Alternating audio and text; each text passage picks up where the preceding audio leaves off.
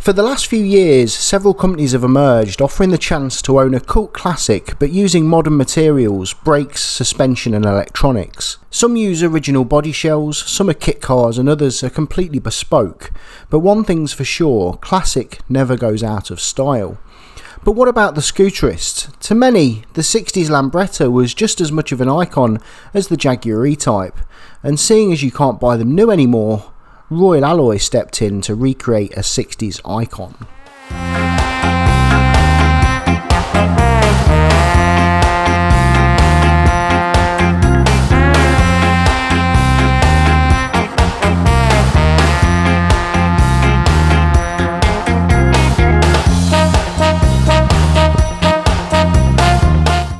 What's happening, people? It's Bobby here and we're back in the garage with another review for your viewing pleasure. This time we have the brand new Euro 5 Royal Alloy scooters. We have two versions with us here today. We have the GP 125 and we have the GT 125. Now, to those of you who know about Royal Alloy scooters, you'll know that these aren't a brand new scooter, but they are the brand new Euro 5 versions which have just landed in the UK. Now, we're going to be taking a look between the two models to have a look exactly what the differences are and help you make an educated decision on which one is the best for you to buy. Before we do that, let's take one of them out on the road and make sure that these new Euro 5 regulations haven't strangled the performance that everyone's come to know and love from the Royal Alloy scooters.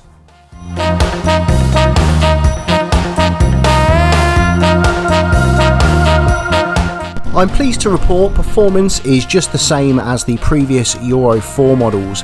On a flat road with a good wind behind you, a top speed of 65 miles per hour is achievable, and there is no sign of the acceleration being affected by the new Euro 4 regs either. To be honest, build-wise, there seems to have been some improvement on what was already a nice solid build. There's nothing really you can single out to say feels cheap or could do with improvement. I'll probably get a few angry comments down below for saying this, but it actually feels better put together than most of the classic Lambrettas I've ridden in the past. And just in case you were wondering, the brakes are phenomenal. Another area there seems to have been a step up is with the paintwork. The finish has improved, the colours seem more rich and vibrant. Royal Alloy have recently invested in their own in-house paint department, whereas previously all the paintwork was farmed out to a third party.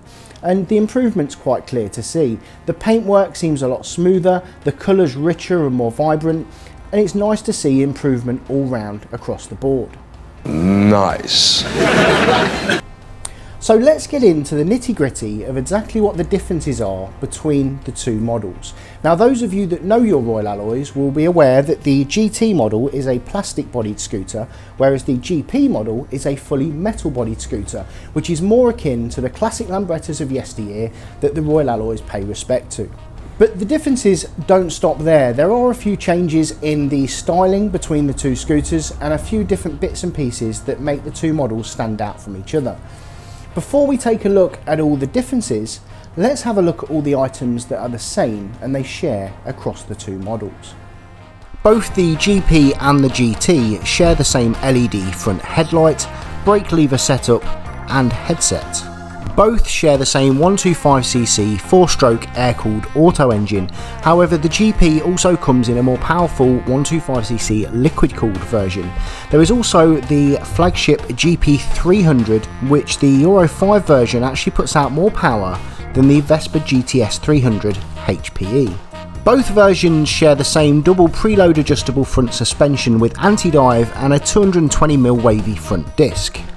On the rear we also find the same brake setup with a single adjustable hydraulic shock. Both models offer the same style of LCD instruments which do a surprisingly good job of looking retro and modern at the same time. So now that we know exactly what the similarities are, let's take a closer look at those differences. We'll start up front. The horncast, front grille and mudguard differ across the two models. The line on the GT's mudguard is more pronounced, being one of the more subtle differences. Moving up slightly, the floor runners on the GP are a bit bigger and come encased in shiny metal fixings, the GT choosing a more subtle approach.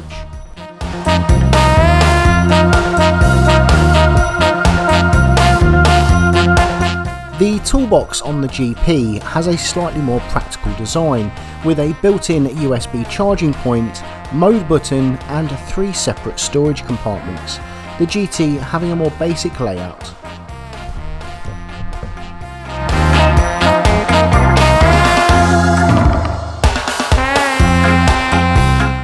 Carrying on from that extra bling theme, the GP version has a chrome key and barrel, and also has the added benefit of a chrome luggage hook, so you can carry that kebab home in style.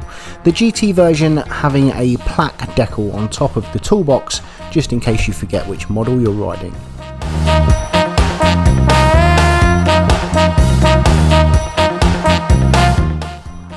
If you're planning on carrying a passenger, then the GP also has the added flip-out pillion footrests. One of the standout differences for me is the side panels, the GP having the angular style like the classic Lambretta SX, and the GP having a rounder finish with added side flashes similar to the vintage Lambretta TV. Seating wise, the GP comes with a 2-piece king and queen seat over the GP's 1-piece bench seat. I believe both saddles are interchangeable and various custom seats are available. Over on the rear, the GP comes with a piano black rear LED light unit with built-in reflector, a chrome rear rack, and over on the GT we also see an LED rear light unit, but this time colour coded with a separate reflector. The rear rack is also slightly different to accommodate the rear reflector on the GT.